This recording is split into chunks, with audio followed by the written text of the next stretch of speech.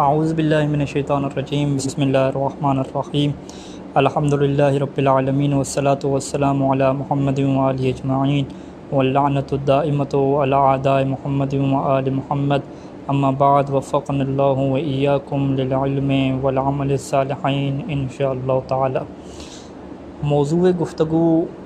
3 سوالوں کے اوپر ہے۔ پہلا سوال یہ ہے کہ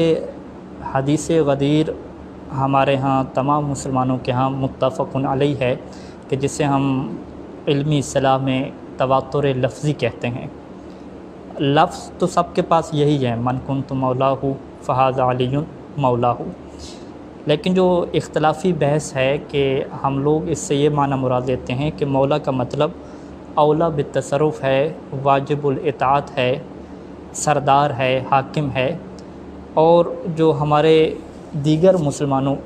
کے جو ہمارے دیگر افراد ہیں ان کے ہاں یہاں پہ مولا کا مطلب دوستی کے ہے، محبت کے ہے، اور اس سے زیادہ کچھ نہیں ہے۔ پہلا سوال یہ ہوگا۔ دوسرا سوال یہ ہے کہ اس زمانے میں اصحاب اور دیگر لوگ اس روایت سے کیا سمجھتے تھے؟ کیا وہ بھی دوستی اور محبت کا معنی سمجھتے تھے؟ تیسرا سوال یہ ہے کہ پھر ایسا کیوں ہوا کہ اگر اس کا مطلب واجب الاطاعت اور اولا بالتصرف ہونا تھا تو رسول خدا کے جانے کے بعد ہی فوراً جو ہے وہ بہت سارے لوگ اس واقعے کو بھول گئے اور مولا علیہ السلام کو امامت اور خلافت یعنی خلافت کا جو ظاہری منصب ہے وہ نہیں مل سکا۔ پہلے سوال کی اگر طرف ہیں تو دعویٰ ان کا یہ ہے کہ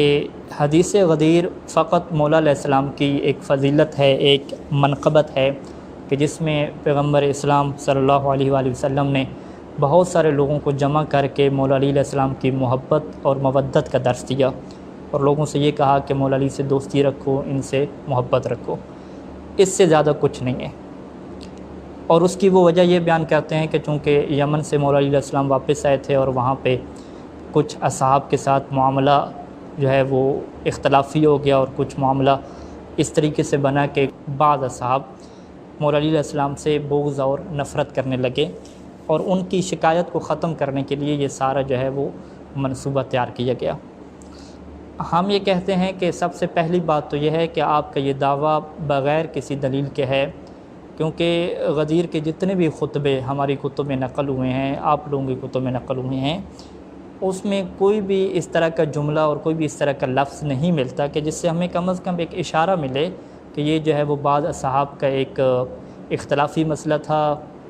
لڑائی کا مسئلہ تھا، اور اس کو حل کرنے کے لیے کیا ہے سارے کا سارا منصوبہ بنائے گا۔ یہ پہلی بات ہے۔ دوسری بات ہم یہ جانتے ہیں کہ جب بھی کچھ لوگوں کا آپس میں مسئلہ ہوتا ہے تو اس کے لیے جن لوگوں کا مسئلہ ہوتا ہے اسی گھر کے افراد کو بٹھایا جاتا ہے، یا ایک محلے والے لوگوں سے مسئلہ ہے تو اسی محلے کے لوگوں کو بٹھایا جاتا ہے۔ ایسا نہیں کیا جاتا کہ مسئلہ جو ہے وہ محلے کے لوگوں کا ہو اور آپ دوسرے شہروں کے اور دوسرے ملکوں کے لوگوں کو بھی جمع کر لیں اور سب کو جمع کریں اور ان کو بتائیں کہ آپ لوگ ٹھہریں، ہمارے محلے کا مسئلہ چل رہا ہے، ہم اس کو کیا حل کرنے جا رہے ہیں۔ تو ایسا کسی بھی جگہ پہ کیا نہیں ہوتا۔ تیسری بات یہ ہے کہ اگر یہ مسئلہ یمن کا تھا اور یمن میں اختلافی صورتحال تھی تو اہل تحقیق نے یہ لکھا ہے کہ مولا علیہ السلام یمن میں 3 دفعہ جو ہیں وہ گئے ہیں۔ سب سے پہلے وہ 8 ہجری کو گئے ہیں، اور 8 ہجری میں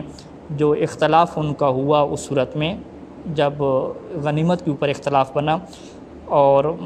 حاکم نے جو ہے وہ اس روایت کو نقل کیا ہے کہ بریدہ شخص ہے کہ جو خالد بن ولید کے ساتھ تھا، اور ان کا اختلاف ہوا تو انہوں نے آ کے رسول خدا صلی اللہ علیہ وآلہ وسلم کو شکایت کی، تو اس صورت میں رسول خدا نے ان کی شکایت کو فوراً ختم کیا اور فرمایا کہ لا تقع فی علی فإنہ منی وأنا منہ وہو ولیکم بعدی۔ یہ جملہ 2 دفعہ کیا ہے رسول خدا نے ارشاد فرمایا کہ تم مولا علیہ السلام کے بارے میں اختلاف کا شکار نہ ہو،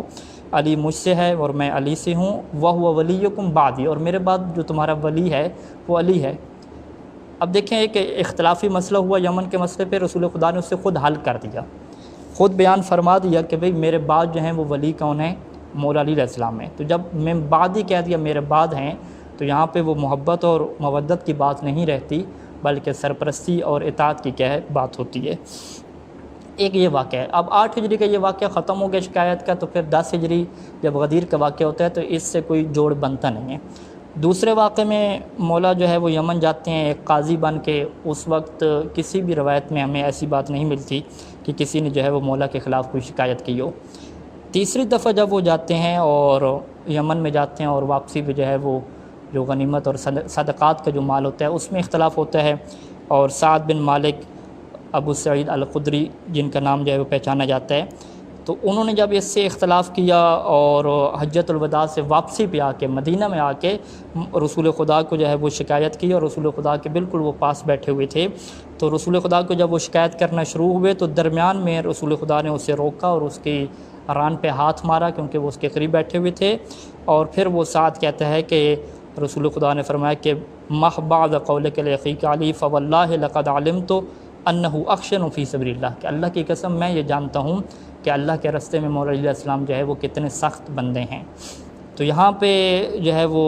سعد بن مالک کہتا ہے کہ مجھے بڑا افسوس ہوا، اور اس کے یہ جملے بھی ہیں کہ اے سعد تیری ماں جو ہے وہ تیرے غم میں روئے۔ تو یہ جو 3 واقعات ہیں یمن کے زیادہ سے زیادہ میں ملتے ہیں، ان 3 واقعات میں کوئی ایسے ایشو ہے ہی نہیں کہ جس کو حل کرنے کے لیے غدیر کا میدان سجایا جائے، تو غدیر کی گرمی میں لوگوں کو جمع کیا جائے۔ بس یہاں سے ثابت ہوتا ہے کہ یہاں پہ جو مولا ہے وہ اولا بالتصرف کے معنی میں ہے، اور سب سے بڑی دلیل جو ہے وہ اسی من کنت مولا فہذا علی پہلے کے جو جملے ہیں وہ آپ کسی بھی حدیث کی کتاب میں اٹھا کے دیکھ لیں تو یہی جملے ملتے ہیں کہ اللہ کے رسول نے کہہ رہا تھا کہ ایھا الناس اتعلمون ان اللہ عز وجل مولائی وانا مولا المؤمنین وانا اولا بہم من انفسہم، تو سب کہہ رہے تھے کہ اے اللہ کے رسول آپ بے شک ہماری جانوں پہ ہم سے زیادہ حق رکھتے ہیں۔ اس کے بعد پھر فوراً رسول خدا فرماتے ہیں کہ اب جس کا میں مولا ہوں اس کے علی مولا ہیں۔ تو یہ وہ پہلا نقطہ ہے کہ جس کے اوپر واضح کر دیا کہ کوئی شکایت کا اگر ایشو ہوتا تو وہ شکایت کو ذکر کیا جاتا، یہ ذکر نہ کیا جاتا کہ میں تمہاری جانوں کے اوپر زیادہ حق کے تصرف رکھتا ہوں۔ دوسرا، اگر آپ اصحاب کی طرف چلا جائیں تو اصحاب نے بھی یہی معنی سمجھا، بہت سارے لوگوں نے مبارکبادیں دی اسی بنیاد پہ۔ اگر فقط محبت اور دوستی کا مسئلہ ہوتا تو مبارکباد دینے کا کیا جو ہے وہ منطق بنتی ہے۔ اور ایک روایت یوں ہے کہ جسے مسند میں احمد نے ذکر کیا، اس کی سند بھی کیا درست ہے، کہ کچھ لوگ جو ہے وہ انصار کے آئے مولا علیہ السلام کے پاس اور انہیں کہا کہ جو ہے اے ہمارے مولا آپ پر سلام ہو، السلام علیکم یا مولانا۔ تو مولا فرماتے ہیں کہ کیف اکون مولاکم انتم قوم عرب، کہ میں تمہارا مولا کیسے ہو گیا، تم تو عرب کے لوگ ہو، کوئی عجم وغیرہ تو ہو نہیں کہ تمہارا آقا اور سردار ہو، عرب تو سارے آزاد ہیں۔ تو اس وقت انہوں نے کہا کہ نہیں، اس وجہ سے ہم آپ کو مولا کہہ رہے ہیں کیونکہ غدیر قوم میں رسول خدا نے یہ فرمایا کہ جس کا میں مولا ہوں اس کے علی مولا ہیں، یعنی ان کے ذہن میں یہ بات تھی کہ مولا جو ہے وہ دوستی اور محبت کے معنی میں نہیں ہے، آقا اور سرداری کے معنی میں ہے۔ تبھی تو جب مولا نے اعتراض کیا کہ تم عرب اور آزاد ہو کہ مجھے مولا کہہ رہے ہو۔ اسی طریقے سے اس زمانے کے آپ شعراء کو لے لیں، جیسے کہ سیوطی نے اپنی کتاب اظہار میں جو ہے وہ حسان بن ثابت ایک صحابی ہے اس کے شعر کو نقل کیا ہے کہ جس نے غدیر کے اوپر ایک جو ہے وہ قصیدہ لکھا، اور اس قصیدے کے یہ لفظ ہیں کہ فقال لہو قم یا علی فاننی رضیتک من بعد امام وہادیہ۔ اب وہ اس جو ہے وہ غدیر کی جو روایت ہے اس کا ترجمہ امام اور ہادی سے کر رہے ہیں۔ اب یہ سوال پیدا ہوتا ہے کہ جب اتنا مسئلہ آسان تھا اور اولا بالتصرف کا اعلان تھا تو اب رسول خدا کے جانے کے بعد اتنا عرصہ نہیں ہوتا، اتنی بڑی تعداد کیسے پھر گئی؟ اب یہ ایک ایسا حساس سوال ہے کہ روایات میں اگر آپ چلے جائیں تو ان کے ہاں بھی بہت زیادہ روایات موجود ہیں کہ رسول خدا کے جانے کے بعد جس میں ہے کہ میرے اصحاب میں سے بہت بڑی تعداد کیا ہے پھر جائے گی اور فقط چند لوگ ثابت قدم رہنے والے ہوں گے۔ اور اگر ہم اس کے اوپر علمی طریقے سے گفتگو کرنا چاہیں تو شاید بہت بات لمبی بھی ہو جائے اور سوشل میڈیا کے مناسب بھی نہ ہو، فقط میں ایک ہی جملہ کہنا چاہوں گا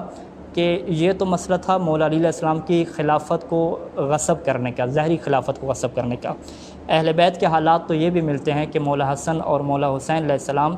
کہ ساری زندگی رسول خدا صلی اللہ علیہ وآلہ وسلم عملی طور پہ لوگوں کو دکھاتے رہے کہ میں کتنی حسن حسین سے محبت کرتا ہوں۔ اپنے درس کے دوران، ممبر میں خطبے کے دوران اٹھ کے چلے جاتے تھے، حسن حسین کو اٹھا لیتے تھے، لیکن اس کے بعد امت نے کیا کیا؟ فقط ان کو خلافت نہیں دی، خلافت چھین لیں، ان کو قتل کر دیا، ان کو شہید کر دیا، ان کی اولاد کو قیدی بنا کے لے جیا۔ ساری یہ امت رسول ہی تھی، مسلمان ہی تھے، تو آپ یہاں پہ کیا کہیں گے کہ سارے لوگ پھر گئے تھے کیا؟ تو یہ ایک چیز فطری سی بات ہے کہ جب بھی لوگوں کے مقاصد اور اغراض سامنے آ جاتی ہیں تو وہ معصوم نہیں ہوتے، اصحاب معصوم نہیں ہوتے، ان کے اندر بھی ایسی چیزیں ہوتی ہیں۔ میں اپنی گفتگو کا اختتام کروں گا اسی بات پہ کہ اللہ امام زمانہ کا جلد از جلد ظہور فرمائے اور ہمیں ایک عادل حکمران کی حکومت عطا فرمائے۔ اللہم صلی علی محمد و آل محمد۔